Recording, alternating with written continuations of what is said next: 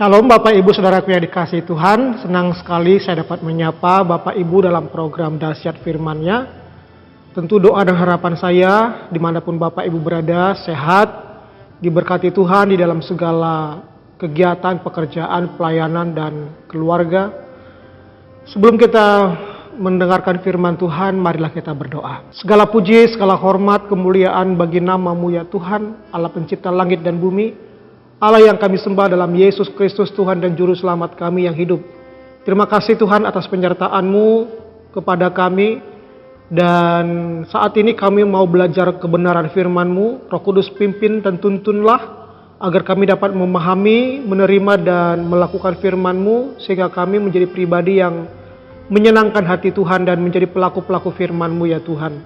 Terima kasih Roh Kudus, urapi hamba-Mu dan kami semua. Dalam nama Yesus kami berdoa. Amin.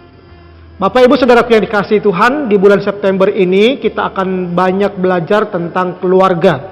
Dan pada kesempatan kali ini saya mau mengajak kita membaca firman Tuhan dari Matius pasal 19 ayat 3 sampai ayatnya yang ke-8.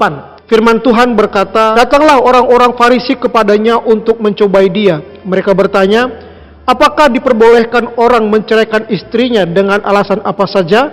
Jawab Yesus, "Tidakkah kamu baca bahwa Ia yang menciptakan manusia sejak semula menjadikan mereka laki-laki dan perempuan, dan berfirman, karena itu laki-laki akan meninggalkan ayahnya dan ibunya dan bersatu dengan istrinya, sehingga keduanya itu menjadi satu daging.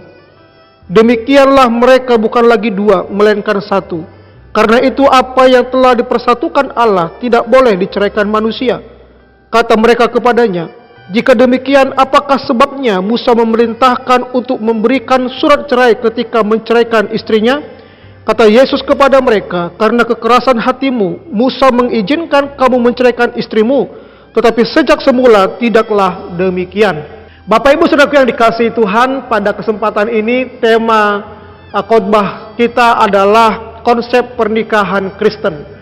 Bapak Ibu Saudaraku, kalau kita perhatikan Matius pasal 19 ayat 3 sampai ayat yang ke-8 ini merupakan percakapan Tuhan Yesus dengan orang-orang Farisi, di mana pada waktu itu orang-orang Farisi hendak mencobai Yesus, apakah diperbolehkan menceraikan istri ataupun suami dengan alasan apa saja.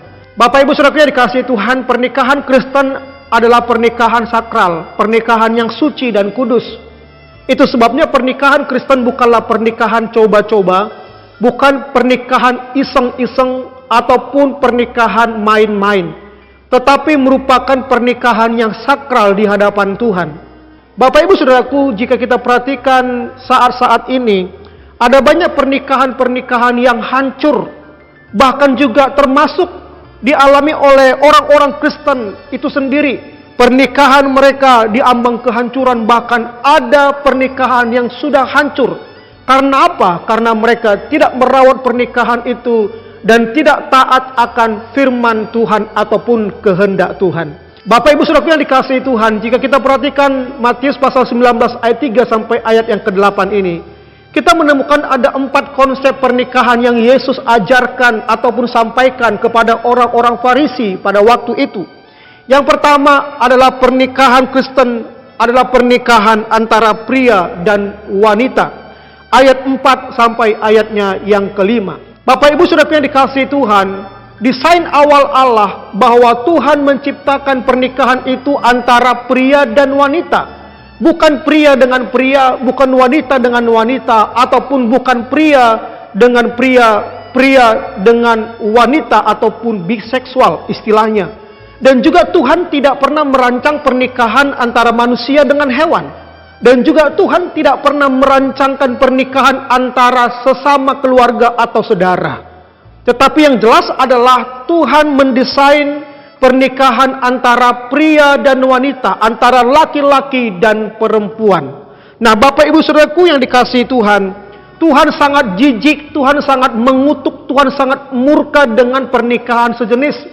Kalau kita perhatikan dalam Imamat pasal 20 ayat 13, Ulangan pasal 23 ayat 17, bagaimana Tuhan menghancurkan Sodom dan Gomora karena pernikahan ataupun perbuatan-perbuatan yang tidak sesuai dengan firman Tuhan. Nah, Bapak Ibu Saudaraku yang dikasihi Tuhan, Tuhan sangat jijik dengan pernikahan sesama jenis. Tuhan tidak suka dengan pernikahan sesama jenis. Tetapi rancangan Allah semula bahwa pernikahan itu adalah antara pria dan wanita, laki-laki dengan perempuan.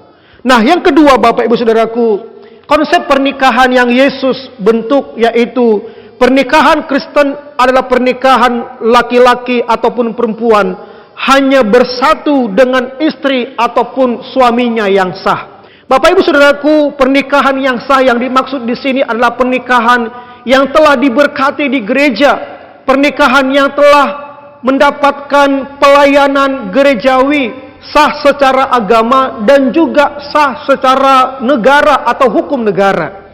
Itu sebabnya Bapak Ibu Saudaraku yang dikasihi Tuhan, Tuhan sangat tegas bahwa konsep pernikahan adalah pernikahan Kristen itu yaitu laki-laki ataupun perempuan hanya dapat bersatu dengan istri ataupun suaminya yang sah. Bapak Ibu, kalau kita perhatikan di dalam firman Tuhan ini, kata bersatu, dipersatukan atau satu itu muncul atau ditulis sebanyak 4 kali. Artinya bahwa Tuhan Yesuslah yang mempersatukan antara pria dan wanita. Itu sebabnya Bapak Ibu Saudaraku, kalau kita perhatikan dalam Matius pasal 19 ayat yang kelima ini, ada 2 prinsip kata bersatu di sana. Yang pertama adalah yaitu bersatu membentuk keluarga yang baru. Tidak ada orang ketiga di sana. Dikatakan firman Tuhan, seorang laki-laki akan meninggalkan ayahnya dan ibunya dan bersatu dengan istrinya. Artinya bahwa laki-laki ini akan bersatu dengan istrinya, membangun satu rumah tangga yang baru dan tidak boleh ada orang ketiga yang ada di dalamnya. Nah, yang kedua, kata bersatu di sini adalah bersatu di dalam daging. Artinya apa Bapak Ibu Saudaraku? Hubungan suami istri, yaitu seks. Seks hanya dapat dilakukan oleh suami istri. Bukan dengan pacar, bukan dengan tunangan, ataupun dengan pasangan orang lain. Tuhan tidak berkenan dengan hal tersebut. Hal yang ketiga, konsep pernikahan yang Yesus ajarkan yaitu pernikahan Kristen adalah pernikahan monogami ataupun monoandri. Dalam ayat 5 sampai ayatnya yang ke-6 bagian A. Bapak Ibu Saudaraku, Tuhan mendesain pernikahan itu yaitu pernikahan monogami. Satu suami, satu istri. Bukan poligami, satu suami, banyak istri. Dan juga Tuhan tidak pernah mendesain pernikahan poliandri. Satu istri dengan banyak suami. Tetapi monoandri, satu istri dengan satu suami. Kejadian pasal 2 ayat 22 firman Tuhan berkata, Tuhan Allah membentuk rusuk yang diambilnya dari manusia itu menjadi seorang perempuan, lalu membawa dia kepada manusia itu. Bapak Ibu, jelas sekali bahwa Tuhan membentuk seorang perempuan, bukan 2, 3, 4, tapi seorang perempuan lalu dibawa kepada manusia itu. Manusia yang dimaksud di sini adalah Adam. Nah, itu sebabnya Bapak Ibu Saudaraku, pada awalnya Tuhan senantiasa menciptakan pernikahan itu monogami ataupun monoandri. Satu suami, satu istri, satu istri, satu suami. Bukan poligami ataupun poliandri. Nah, hal yang keempat, konsep pernikahan yang Yesus ajarkan dalam Matius pasal 19 ini adalah pernikahan Kristen adalah pernikahan permanen selama hidup.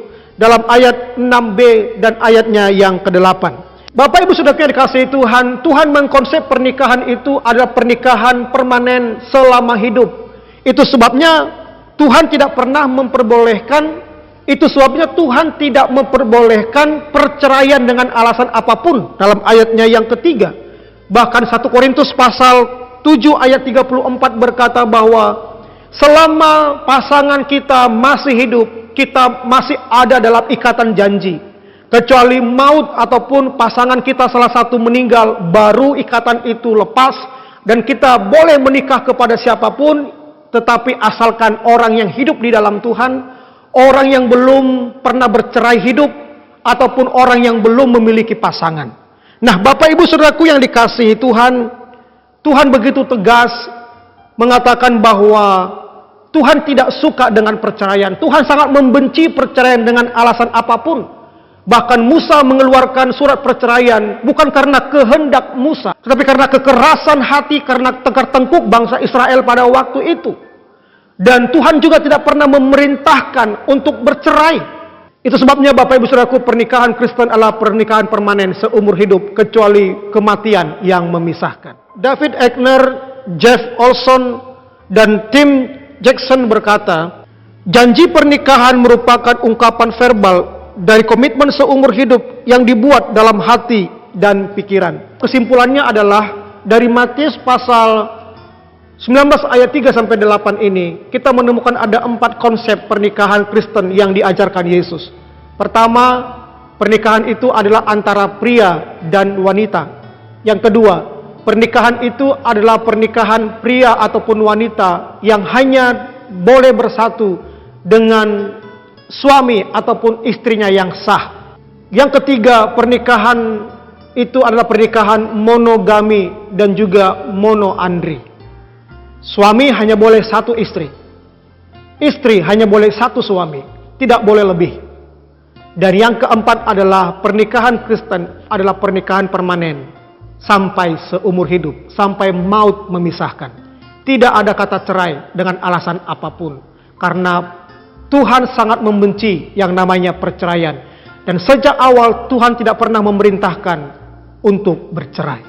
Kiranya firman Tuhan ini dapat meneguhkan dan membuat kita semangat dalam pernikahan kita. Jaga terus pernikahan kita, rawat terus pernikahan kita sampai maut memisahkan. Tuhan Yesus memberkati.